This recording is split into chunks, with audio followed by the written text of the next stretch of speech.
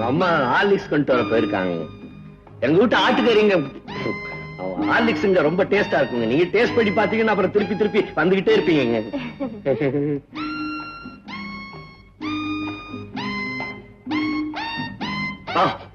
நான் ஒரு பொம்பளை கூட தனியா பேசுறது இதாங்க முதல் தடவைங்க. ஏங்க உங்க அம்மா கிட்ட கூட பேசினது இல்லைங்களா? எங்க அம்மா பொம்பளை இல்லீங்களே.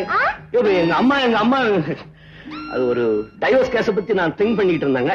அந்த நேரத்துல தான் நீங்க வந்தீங்க. அதனால தானுங்க நான் ஏதோ தவறா பேசிட்டேங்க. நானே பேசிட்டு இருக்கேங்க, நீங்க பேசாம இருக்கீங்க. ஆமா, நீங்க அட்வொகேட் ஆக போறீங்க.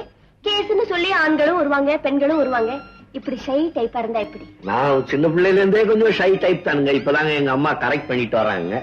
எனக்கு ஒரு கல்யாணம் காட்சி ஆகி புள்ளகுட்டி ஆகி பேரம்பேத்தி ஆகி எல்லாம் சரியா போயிடுங்க. நீங்க அடிக்கடி இங்க வருவீங்களாங்க? இனிமே வருவேனுங்க. லீவு நல்ல நாள்னா குழந்தை இங்கதான்ப்பா வருவா.